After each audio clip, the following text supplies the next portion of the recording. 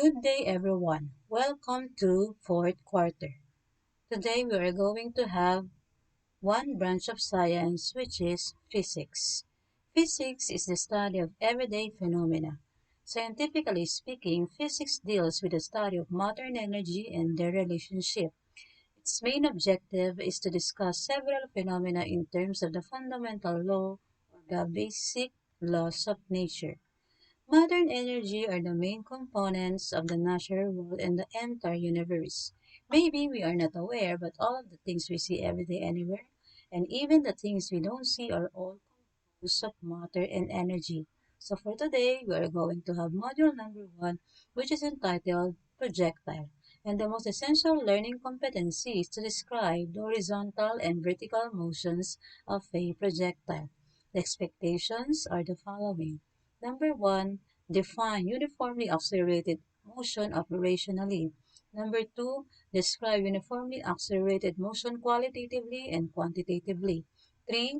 Describe the horizontal and vertical motions of a projectile. 4. Label a diagram illustrating projectile motion by indicating the range, height, trajectory, initial horizontal velocity, and initial vertical velocity. And the last one is to cite applications of projectile in everyday living. This lesson is aligned with the Division Made module from the Division of Caloocan. So let's begin our lesson with the study of motion. Looking back on your grade 8, you have studied the three laws of motion by Isaac Newton, which are the law of inertia, law of acceleration, and law of interaction. And today we will just expound those topics by studying first uniformly accelerated motion. When I say uniformly accelerated motion, the acceleration of a body is constant or the acceleration will not change. The velocity changes, but the changes is at constant rate. It means that in every interval of time, the same change in velocity occurs. Example, acceleration, constant acceleration of 5 meters per second square. It means that in every second, velocity will change by 5 meters per second. Consider this graph. The numbers that you can see below pertains to the time in seconds. And the numbers you can see on the left side refers to the velocity, which is measured in meter per second. So this graph shows that in every second, velocity changes at a constant rate. For example, at 1 second, the velocity is 5 meter per second. At 2 seconds, the velocity is 10 meter per second. At 3 seconds, the velocity is 15 meter per second. At 4 meters, the velocity is 20 meter per second. At 5 seconds, the velocity is 25 meter per second. And at 6 seconds, the velocity is 30 meter per second. So you will notice in this graph that the velocity is increasing in every second of time. The velocity is changing every second, but the change that is happening in velocity is constant or uniform. If there is a change in velocity, it means that the body is accelerating. And in this example, the change is at constant rate. And that constant rate is 5 meters per second. In every interval of time, the velocity changed by 5 meters per second. So this graph is an example of what we call uniformly accelerated motion. We call it uniform because the acceleration is constant or the velocity change is constant. And there is acceleration, that's why it is called uniformly accelerated motion. What are other examples of uniformly accelerated motion? A zero acceleration is said to be in uniform motion simply because the velocity is constant. When I say constant, no change. No change in the speed and no change in the direction. The velocity stays the same. Another examples of uniformly accelerated motion is free fall. Free falling bodies is affected with acceleration due to gravity neglecting air resistance. And we will study more about free fall in the succeeding module. But today, let's concentrate on motion of objects in two dimensions. And one example of objects moving in two dimensions is projectile. But what is projectile?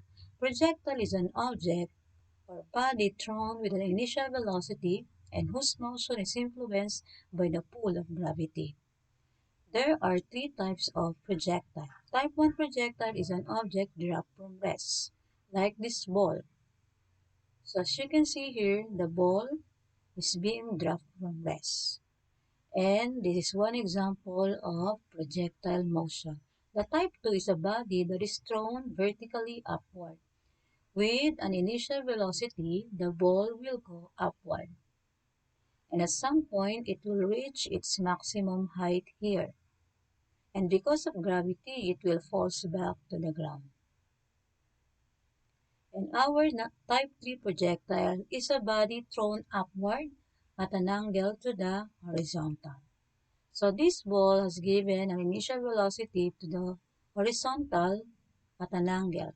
And because of gravity again, it will fall back to the ground and it follows a curved path like this. So this is type 1, type 2, and type 3 projectile. Literally, projectile is present in our everyday living.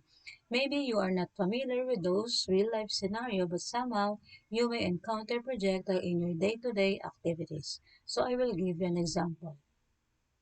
Playing basketball is one example of projectile motion because the ball is being thrown upward with an angle to the horizontal. Doing free throw shooting is a classic example of projectile. If you will notice here in the picture, the ball follows a curved path in the air due to the forward force given by the player and a downward force due to gravity. The curved path here is what we call trajectory. Scientifically speaking, trajectory is a curved path followed by a projectile. So let us now know more about the real-life examples of projectile motion. Aside from basketball, serving volleyball is another example, or even playing soccer. Actually, there are a lot of Filipino games and sports that usually involve projectile, but not only in games. Projectile could also show in some scenario like dropping relief goods from the helicopter, or an airplane experiencing plane crash, a mango falling from a tree, playing darts, shooting with the use of an arrow. How about you? Can you give some examples? So this diagram presents the different motions of projectile. The first diagram shows the horizontal motion of the ball with no gravity. So if you can see here, there is a straight line along the horizontal dimension. The second one represents the vertical motion of the ball, which is influenced only by the gravity. So a straight line going down. The third picture pertains to combined horizontal and vertical movement of the ball, and the last figure presents the combination of the three previous scenarios. And there are also elements of the projectile. First one is the initial velocity. In launching a projectile, it will be given an initial velocity at a certain angle or can be launched straight horizontally. In its path in mid-air, its travel will be divided into two dimensions, which are horizontal and vertical motions. The path traveled by a projectile is called trajectory, and the total time of flight of a projectile is total duration of time it takes to go up and down from its initial position up to the maximum horizontal distance it reached from the ground. The range is the maximum distance reached by a projectile in the horizontal component. The maximum height is the maximum point reached by the projectile. It is also called vertical displacement travel. If there is nothing that will oppose the movement of the projectile, the horizontal velocity is constant, which means that there is no horizontal acceleration involved. Speaking of vertical component, the projectile is accelerating because of gravity. This explains why the velocity on the y component increases at a rate of 9.8 meters per second square, which is constant. Always remember that the horizontal and vertical components are independent with one another. The two components, x and y, or the horizontal and vertical components will not affect each other. The shape of the projectile motion is parabola due to the combination of the two components. And to understand more, let us see another diagram. So let us analyze the motion of the car. These three graphs represent the motion of the car in position versus time, in velocity versus time, and in acceleration versus time. So position here pertains to the distance, which is measured in meters. Time is measured in second, velocity is measured in meter per second, and acceleration is measured in meter per second square. You can see here in the first graph that the distance is increasing, while the time is also increasing. In the second graph, the velocity and the time are both increasing, while in the third diagram, the acceleration is constant at 1 meter per second square. In activity 1 of your module number 1, you will be asked to identify if the given picture is a representation of projectile motion. So let's practice here. The fountain, is it a projectile motion? How about the number 2 picture, 3, 4, 5? So we know already that the fountain represent a projectile motion. Shooting a ball is also an example of projectile motion. Throwing something up like this is also example of projectile. And dropping some object at a certain height is also one example of projectile. But the last picture here is not an example simply because it is stationary and not moving. In activity 3, your job is to label the elements of the projectile. And to elaborate more, these are the descriptions of the elements of projectile. First is the height, which is the vertical distance of the object from the ground. The range of a projectile is the horizontal distance or the maximum horizontal displacement traveled by a projectile. Maximum height is the highest point reached by a projectile. Vertical velocity goes higher at a constant rate of 9 meters per second square under ideal condition. And the horizontal velocity is constant all throughout the total time of the flight, provided that there is nothing that will oppose the movement of the object. In activity 4, you have to check yourself by doing some calculations on projectile. And here are the formula that you can use in solving some problem. Once again, projectile are divided into two dimensions, which are the horizontal and the vertical motions. They are independent with one another. So here, you can see some letters that represent something. So the capital R here is the symbol used to identify the range, while the V sub ix refers to the initial horizontal velocity. V sub x stands for horizontal velocity. Small h refers to the height, while g pertains to the acceleration due to gravity. V sub y is equals to vertical velocity. So if you are going to find the horizontal distance or the range, you are going to multiply the time by the velocity. The velocity in the horizontal component is constant, but in the vertical component, the velocity can be calculated by multiplying gravity by the time, and the maximum height or the height can be calculated using this formula, 1/2 of the product of the square of time and gravity. So let us apply this formula in the succeeding problem. So our sample problem goes like this. An object is thrown horizontally with a velocity of 15 meters per second from the rooftop. Complete the given table below. So in computing problem involving projectile, you can follow these steps. First, identify the given and look for the correct formula to be used, and then substitute the value in the equation so that we can arrive at the correct answer. So in our problem, the given are the following. First is the velocity, which is 15 meters per second. The time given is 1 second, and the gravity is constant at 9.8 meters per second square. And the first thing we have to compute is for the vertical displacement. And this vertical displacement is also called the height. So we can use this formula, 1/2 on the product of the square of time and gravity. So using this formula, we can be able to calculate the vertical displacement. So just substitute the value 1 half, and then G stands for the gravity, which is 9.8 meter per second square. T stands for the time, which is 1. We have to square it according to the formula. So bring down 1 half and 9.8 meter per second square. And if you're going to square 1, it will equal to 1. And squaring the magnitude means you should square also the unit. So it will become second square.